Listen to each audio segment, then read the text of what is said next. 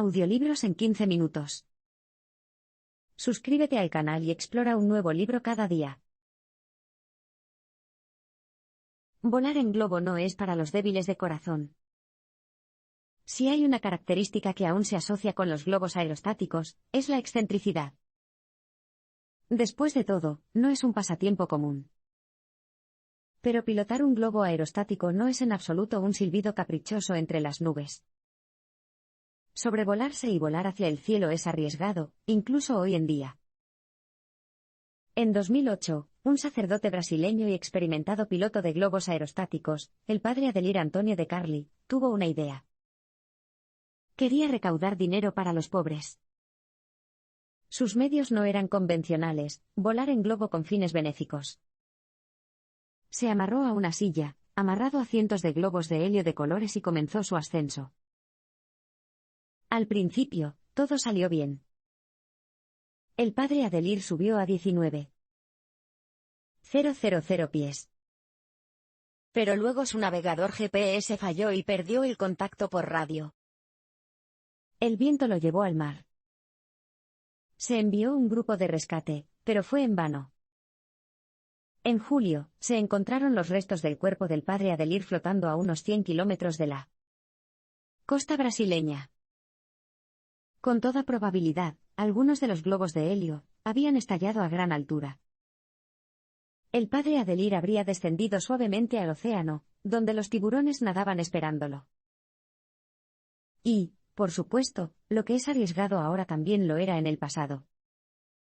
De hecho, ni siquiera el vuelo benéfico en globo del padre Adelir fue el primero de su tipo.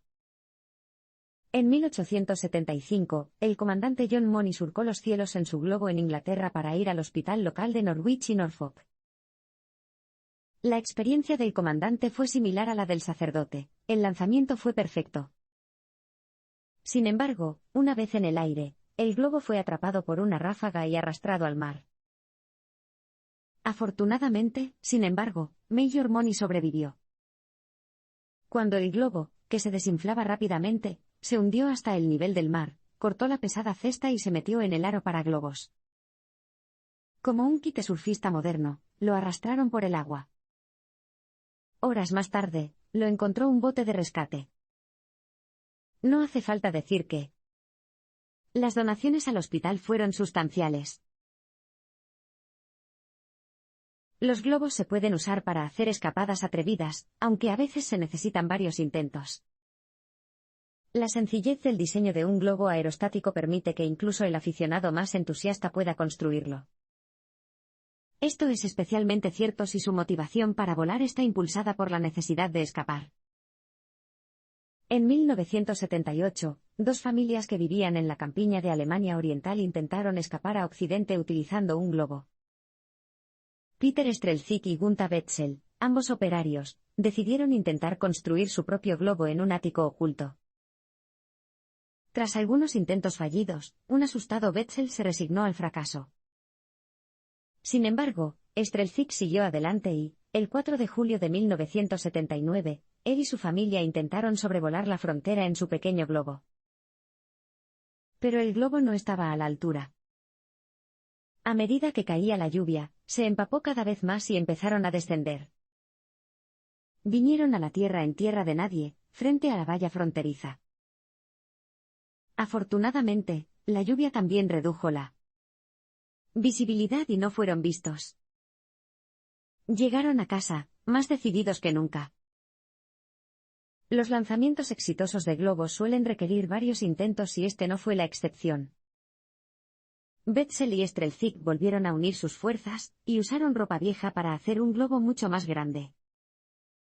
Una vez inflado, el globo tenía casi 90 pies de altura. Necesitaba 4 tanques de gasolina para alimentarlo. Temprano en la mañana del 16 de septiembre de 1979, las familias partieron de su ubicación secreta en el bosque. Una gran explosión los llevó hasta 6,500 pies. Pero rodeados de oscuridad, perdieron todo sentido de orientación. Cuando vieron reflectores en la parte inferior, se arriesgaron a encender el quemador para evitar que los atraparan, a pesar de que la llama seguramente los haría más visibles. En ese momento, la parte superior del globo explotó. Se hundieron rápidamente y se estrellaron contra la Tierra una vez más. Se perdieron. ¿Lo habían conseguido? Una torre eléctrica marcada con el nombre de una empresa de Alemania Occidental proporcionaba la respuesta. Estaban a salvo en Occidente. Poco después de su invención, los globos aerostáticos disfrutaron de un breve período de gloria militar. En 1783, el primer globo aerostático exitoso sobrevoló París. Estaba dirigido por Jean-François Pilatre de Rosier y François Laurent d'Arlandes. Muy pronto, los franceses se dieron cuenta de que sus globos también podían ser útiles como armas militares estratégicas. En junio de 1794, en la batalla de Fleurus, los franceses se enfrentaron a una coalición de ejércitos procedentes de toda Europa. Un globo francés, pilotado por el capitán Charles Coutelle, ascendió por encima del campo de batalla. El punto de observación del globo proporcionó al ejército francés información vital. Podían rastrear los movimientos y posiciones del enemigo. Los franceses emplearon esta táctica en varias batallas posteriores y, gracias al uso estratégico de globos, salieron victoriosos. Sin embargo, el plan no estuvo exento de problemas. Si el viento era lo suficientemente fuerte, resultaba imposible mantener los globos atados firmemente al suelo. Además, llevar la información del globo al suelo, o viceversa, era lento. Primero, el globo tenía que ascender y luego descender para que el aerostático pudiera comunicar sus observaciones a sus comandantes. Además de eso, era una situación peligrosa, ya que el globo atraía el fuego de las tropas enemigas que estaban en el suelo. Y con razón.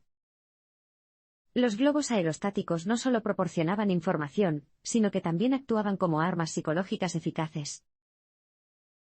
Al volar en lo alto, dieron la impresión de que estaban observando los movimientos de todos los soldados enemigos. Los soldados encontraron esto desmoralizador. En consecuencia, tan pronto como se lanzaba un globo, se convertía en el objetivo de cualquier cosa que disparara proyectiles, desde pistolas hasta cañones. En muchos sentidos, este peligro simplemente aumentaba el glamour de ser un piloto de globos militares. Sin embargo, no se encontró una solución perfecta para el uso eficaz de los globos en el campo de batalla. Seguían siendo un instrumento impreciso. A finales del siglo XIX, su época había terminado y, en el XX, los aviones demostraron ser mucho más adecuados para la tarea. Sophie Blanchard deleitó a las multitudes a principios del siglo XIX con sus travesuras en globo. En su apogeo, la popularidad de los globos no se limitaba a los asuntos militares. En la Francia del siglo XIX, los globos aerostáticos se utilizaban en espectáculos aéreos. Los acróbatas, por ejemplo, realizaron atrevidos saltos en paracaídas, lanzándose desde cestas de globos. De todos estos artistas, el más valiente y famoso de todos fue una mujer llamada Sophie Blanchard. Nació en el puerto francés de La Rochelle, en 1778, y más tarde conoció al famoso piloto de globos aerostáticos Jean-Pierre Blanchard, con quien se casó. Blanchard, por lo general tan tímida y frágil cuando está atrapada en la tierra, cambió el momento en que su futuro esposo la llevó en su globo. Estaba abrumada por la emoción. Una vez en el aire, se convirtió en una comandante segura de sí misma, y en una carismática artista con una racha de imprudencia. La noticia de sus habilidades pronto llamó la atención del emperador Napoleón, quien posteriormente contrató sus servicios. Al nacer el hijo de Napoleón, en marzo de 1811, Blanchard recibió el encargo de sobrevolar París y lanzar panfletos anunciando la ocasión. Volvió a subir al cielo para bautizar al niño, esta vez deslumbrando a las masas disparando fuegos artificiales desde su cesta. De hecho, Blanchard desarrolló su propio estilo de volar en globo. En lugar de una cesta grande, Blanchard usó una minúscula góndola plateada bellamente diseñada. El globo de seda era pequeño, y el borde de la góndola apenas llegaba a sus rodillas. Todo esto hacía que, al volar, Blanchard quedara expuesto al aterrador abismo que había debajo. Para completar la imagen de vulnerabilidad, Blanchard se vistió de blanco y se puso unos elaborados gorros de plumas en la cabeza. Luego, en 1819, todo llegó a un súbito, y quizás no sorprendente, final. El globo de Blanchard se incendió, y ella cayó como Ícaro sobre los adoquines parisinos. El crecimiento de los ferrocarriles relegó el vuelo en globo a una actividad puramente recreativa. Para 1830, los globos ya no eran una novedad. Y las esperanzas anteriores de navegar en globo por todo el mundo se habían desvanecido. De un plumazo, el crecimiento de los ferrocarriles puso fin a ese sueño. En 1825, se tendieron las primeras 26 millas de vía entre las ciudades inglesas de Stockton y Darlington, en Inglaterra, y en la década de 1830, los viajes en tren propiamente dichos habían llegado en forma de línea de pasajeros entre Manchester y Liverpool. En consecuencia, fue la máquina de vapor de la Inglaterra victoriana la que se convirtió en sinónimo de viajes. Su robustez, velocidad revolucionaria y confiabilidad permitieron desarrollar un cronograma confiable. El tren contrastaba incondicionalmente con el globo, que cedía e impredecible. Los ferrocarriles se convirtieron en los instrumentos de la vida empresarial y urbana. En comparación, volar en globo exudaba un romance casi bucólico. Así fue como la segunda mitad del siglo XIX llegó a representar la época de los globos recreativos. Se desarrollaron globos aerostáticos cada vez más grandes, cómodos y confiables. Estos transportaban a grupos de pasajeros por el campo, a un precio, por supuesto. Sin embargo, aunque estas empresas tenían un espíritu comercial, tenían un aire romántico y nostálgico. Curiosamente, estaba de moda ponerle a estos globos el nombre de la reina Victoria, que fue coronada en 1837. Anteriormente, los globos se alimentaban con hidrógeno, que es volátil y poco fiable. Irónicamente, los globos comerciales solo pudieron tener éxito gracias al suministro barato y confiable de carbón que apoyó a la industria ferroviaria. La moda de los viajes en globo recreativo pronto se adoptó en varias grandes ciudades europeas. Por primera vez en la historia, las personas podían disfrutar de una vista panorámica de sus ciudades natales. Pero fue una experiencia deprimente y hermosa. Se podía ver la expansión de fábricas y barrios marginales que rodeaban iglesias y parques, y las líneas ferroviarias en forma de venas que irradiaban las florecientes metrópolis. Los globos aerostáticos eran una prueba suficiente de que la brecha entre ricos y pobres nunca había sido tan amplia. El romance de volar en globo ayudó a crear la primera ciencia ficción de la era moderna. A medida que avanzaba el siglo XIX, los globos aerostáticos continuaron capturando la imaginación popular. El cruce del Canal de la Mancha por parte de Charles Green, por ejemplo, fue una inspiración para muchos. Tales proezas incluso impulsaron la creación de una nueva forma de literatura, la ciencia ficción. Consideremos un ejemplo famoso. Las incomparables aventuras de un tal Hans Pfaall, de Edgar Allan Poe, se publicó en la revista The Southern Literary Magazine en 1835. Cuenta la historia de un hombre que supuestamente voló a la luna en un gigantesco globo aerostático. La especificidad y el realismo son increíbles, y la narración está repleta de detalles técnicos. La construcción del globo se describe con minucioso detalle. Poe describe los instrumentos utilizados para medir la temperatura y la presión. La nave cuenta con trompetas y campanas para facilitar la comunicación con los vehículos que puedan aparecer y volar junto a ellos durante el viaje. Poe incluso menciona que traen consigo un gato y una paloma. A medida que el globo asciende, una explosión arroja a Pfaall fuera de la cesta. Lo dejan colgado de una soga. Sin embargo, Pfaall logra volver a entrar. Una vez que el globo está fuera del alcance de la gravedad terrestre, la respiración de Pfaall es asistida por una máquina que condensa el aire. Nos cuentan que Pfaall aterriza en la Luna, donde se encuentra con sus habitantes, que asustan a pequeñas criaturas con sonrisas torcidas, con las que apenas puede comunicarse. Allí, desde su punto de vista entre las estrellas, Faal puede ver la Tierra elevarse. Hay una belleza poética en la imagen. Faal termina quedándose en la Luna durante 5 años. Irónicamente, es incapaz de convencer a las criaturas lunares de que la Tierra está habitada. Una vez que regresa a casa, por supuesto, los humanos también desdeñan sus historias. Sin embargo, la historia tuvo cierto impacto. Es muy posible que sea la primera historia que contiene todas las cualidades del género moderno de ciencia ficción. En 1871, las fuerzas prusianas rodearon París y los globos dieron esperanza a los asediados franceses. Ya hemos visto cómo los globos hacían posible escapar de Alemania Oriental, pero no era la primera vez que se hacía una fuga tan atrevida. Más de un siglo antes, el ejército francés en París se encontró en un dilema similar. En 1870, el emperador Napoleón III de Francia declaró la guerra a Prusia. Sin embargo, el ejército francés fue aplastado rápidamente. Como resultado, Napoleón huyó a Inglaterra y se declaró la Tercera República. Dada la clara posición de superioridad de Prusia, el general Bismarck ofreció a los líderes franceses condiciones para un armisticio. Increíblemente, sin embargo, se negaron. En consecuencia, Bismarck dio la orden al ejército prusiano de invadir Francia.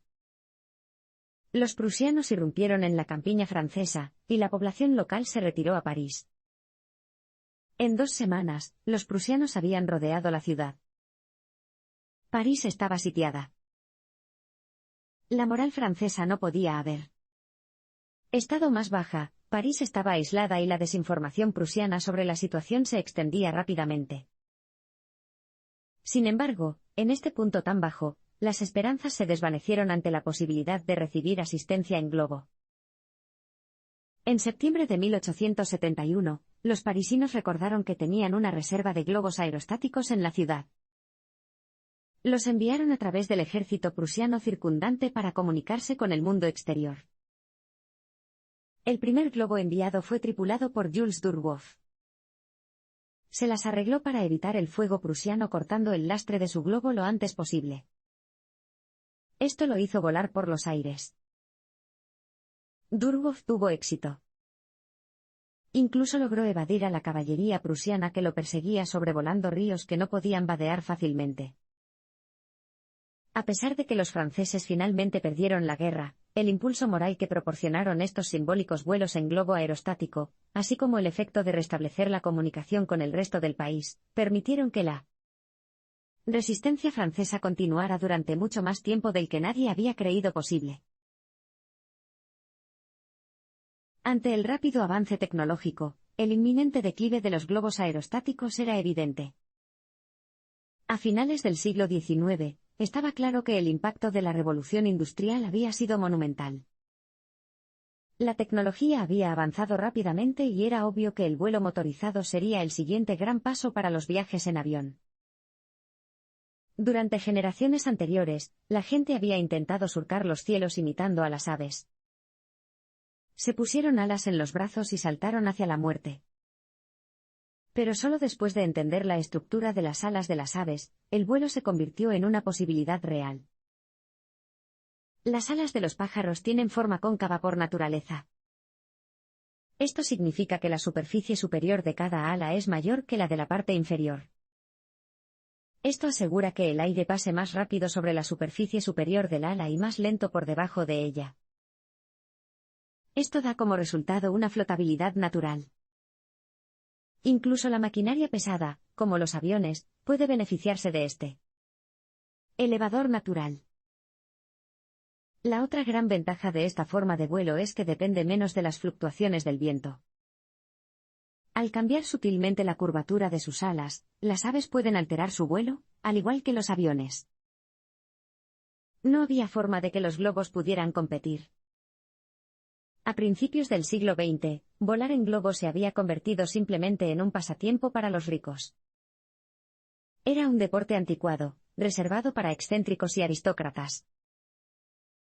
Las carreras de globos y las fiestas con champán en el cielo se convirtieron en algo muy popular en los círculos aristocráticos. Piense en ello como el equivalente a navegar o jugar al golf hoy en día. A finales del siglo XX, los globos aerostáticos se habían convertido en algo exclusivo de los aficionados. Sin embargo, sigue con nosotros, como recordatorio de nuestras primeras aspiraciones de volar, y del progreso que hemos logrado desde entonces.